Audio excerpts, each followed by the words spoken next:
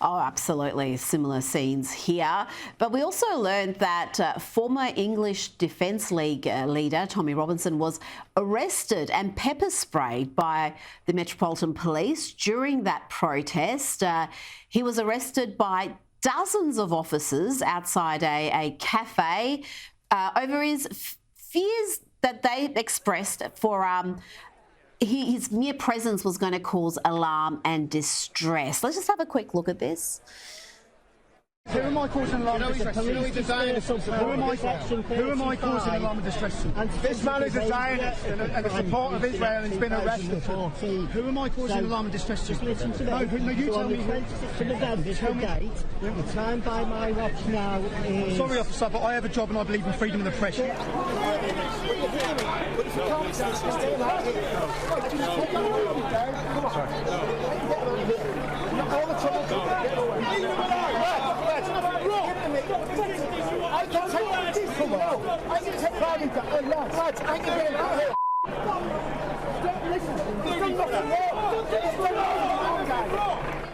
Robinson, whose real name is Stephen Yaxley Lennon, also posted a video on social media showing the effect of pepper spray, synthetic pepper spray that the officers had used.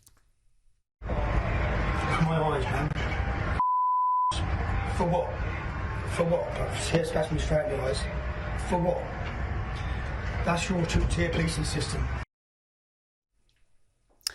Emily, this has gained a great deal of attention on social media. Do the police have different standards for different people? Is this two-tier policing?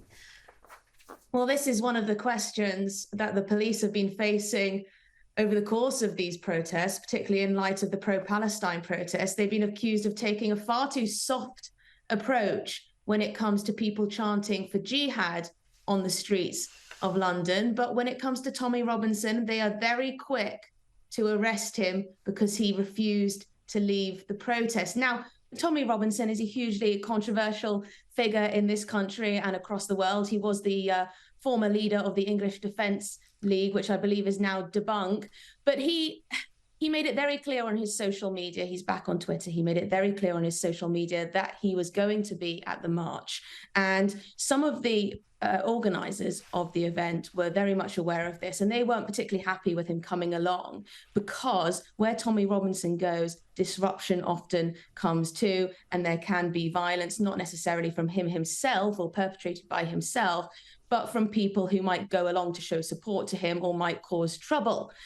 Usually, you know, the football hooligan type might come along. But it is interesting that the police have been so soft touch previously when it comes to pro-Palestine marches and some of the extreme elements at those marches. But when it comes to Tommy Robinson, they were very quick to get him out of that protest. And this feeds into the narrative that the police decide when they wish to act and they decide when they don't, and often it may be based on politics or what's easier for them to do. Well, I just think it's utterly bizarre if someone hasn't broken the law, if they're not being aggressive or threatening people or doing anything to warrant police attention, how you could have that many officers manhandling them, pepper spraying them, arresting them because people in the crowd may not like their presence. I wouldn't have thought that's how liberal democracy is supposed to operate. Now, let's talk about Ireland because Rita, the scenes there are troubling. Sorry to interrupt there, but also there have been a lot of people out in central London who a lot of other people wouldn't like around, and the police have not made a fuss when it comes to them. So I think they really need to be mindful of how they're being perceived by some members of the public. And then there is this two-tier policing, and I think it is actually very true. There's a huge amount of evidence to back it up.